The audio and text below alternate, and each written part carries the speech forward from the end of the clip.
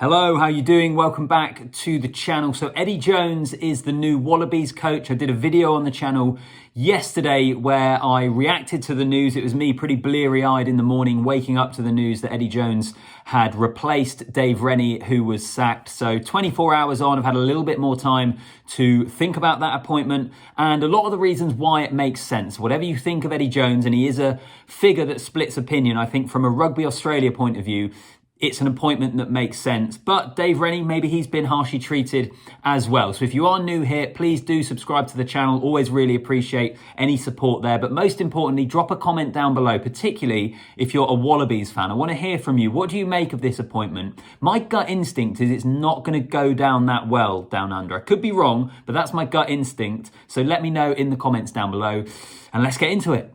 So first of all, why have Rugby Australia at this moment in time, 9 months out from the start of a World Cup, decided to sack Dave Rennie and appoint Eddie Jones? We can look at the form, although I actually don't think it's to do with the form of this current side. I think it was more about the opportunity now to get Eddie Jones and not wanting to miss out on him. But if we start with the form for the time being, it is an Australia side that has struggled. Dave Rennie's win percentage, as I said in the video yesterday, has not been good as his time as head coach. They lost to Italy for the first time away from home in the recent autumn. But then having said that, they had narrow defeats to Ireland and France. They had a stirring comeback victory against Wales. And they've had some good results in there as well. Defeats to South Africa and to New Zealand as well. That New Zealand one is a game they probably should have won. So there, despite defeats, there were green shoots in there if you wanted to look for them. But at the same time, 38% or whatever it is, Dave Rennie's win percentage, maybe it's not too surprising that this is the call they have made. But as I said, I don't think it's to do with form. I don't think it's to do with the performance of Dave Rennie, because I actually think despite the results, he was starting to build something with a massive injury list he'd had to contend with players being unavailable, only being able to select a certain amount of players that play overseas. He had, to me, it felt like he was building something and he was close to kind of kicking on. But anyway, we'll never be able to find that out because from a Rugby Australia point of view, all of a sudden, Eddie Jones was sacked by England. And from what I can gather, it seems like they wanted to maybe appoint him after the World Cup at the end of this year, but he wasn't hanging around. So they were worried about possibly missing out on him. Eddie Jones had been linked with a job with the USA as well, who were in a pretty tough position themselves at the moment. They're going to be hosting a World Cup in, I think, just under 10 years' time. They haven't qualified for the World Cup later this year, so it was a role, particularly with what Eddie Jones did with Japan, it would make sense to a degree if he came in and kind of oversaw rugby in the United States. So Rugby Australia, I think, needed to act. And so rather than waiting and possibly missing out on him, they made the decision to sack Dave Rennie and appoint Eddie Jones now. And this also speaks to the state of rugby union in Australia at the moment, where it's a sport which struggles to gain traction. I heard Alex Lowe on the Ruck podcast over here this week talking about when he was there covering England's tour last summer, that the series really struggled to break into the mainstream media. It did towards the end of the series when there was a deciding test match, but, you know, Wallabies test against England, a test series, struggling to break into the mainstream media is probably a reflection of where rugby union is. It's behind rugby league, it's behind cricket, it's behind Aussie rules. So it's a pivotal sort of 8 or 9 years or so for rugby in Australia. You've got this year's World Cup. They then got the Lions tour in 2025, and then they've got a World Cup on home soil in 2027. I think that is why they have made the move to appoint Eddie Jones now and end Dave Rennie's tenure early, because they realise that the Lions tour in particular and that home World Cup is so key for the future of the game in the country. And Eddie Jones, whatever you think about him, is a guy who I think will get a bounce. He is a guy who will give the union and give the team a lift straight away. Whether he can maintain it, particularly until 2027, is probably another conversation.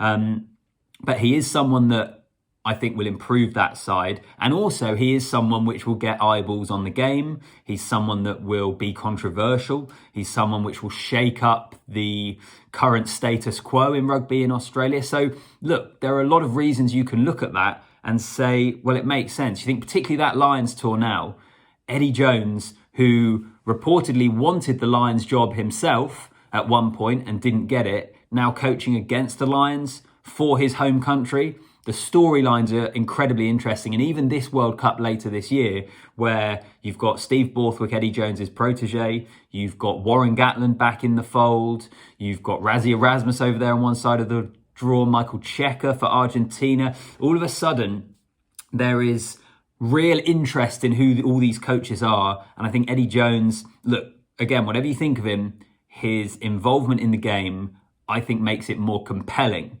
But as I say, do let me know in the comments down below whether you think it is a good or a bad appointment from a Rugby Australia point of view. But I think particularly this appointment comes with how big the next few years are for the union and for the national team.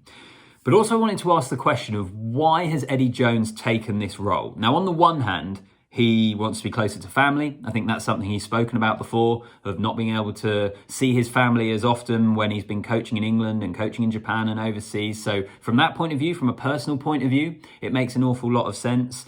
But also I was wondering, this Australia side who have struggled to have any impact on the international stage for 7 years now, since the 2015 World Cup, since they got to the final of the 2015 World Cup, they, I don't think, have really had much of an imprint on the international game. And partly that's down to personnel, but a big part of it actually is down to their selection policy and how the coach is limited to only selecting a certain amount of players that play overseas. And there's just part of me that wonders, has Eddie Jones accepted this role under the proviso that he can pick who he wants? Do we think that's a possibility? I don't know whether Rugby Australia would give into that and would allow that, whether they think it would weaken the domestic game too much, but I don't think the domestic game is looking too strong at the moment, and having a good international side, having a good national side, particularly at a home World Cup, maybe might be the priority. I personally think they should get rid of that selection policy. He should be able to pick who he wants. And if he can do that, all of a sudden, this is a really dangerous Australia team. I think they're going to have an uplift regardless because of Eddie Jones. But if he can pick who he wants, I mean, they've probably got 4 or 5 second rows alone playing overseas who immediately could come in and be a starter for the Wallabies. The strength and depth of that squad goes up a completely different level, I think, if they change that selection policy. And if you combine that with Eddie Jones, I mean, Eddie Jones has come in and spoken about winning the World Cup being a realistic possibility later this year, which is actually quite ironic because when he was with England, he always talked about how you had to build towards a World Cup and you needed time. But, you know, South Africa did it with Razzie Erasmus, didn't they? Who had a little bit longer time frame, but even so came in a relatively short space of time and won the World Cup in 2019. Is that possible for the Wallabies? Jury's still out at the moment. There's no way we can say, but I just wonder, will that selection policy change? I think it should do from an Australian point of view. Whether they will be willing to is another matter. But to me, it would then make more sense as to why Eddie Jones has taken that job. But I think it's fascinating. I think it's going to be controversial. There's going to be headlines.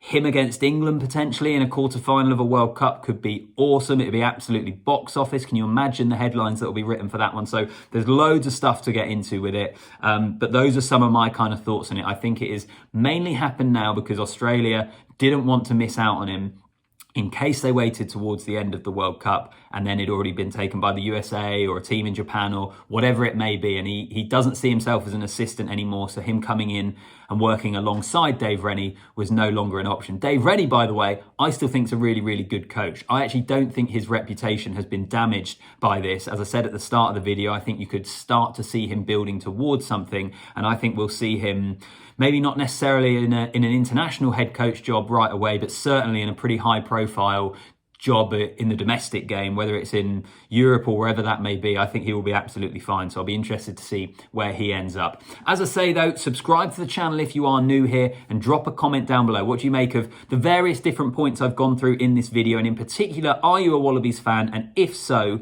what do you make of the appointment of Eddie Jones? All right, see you in the next one.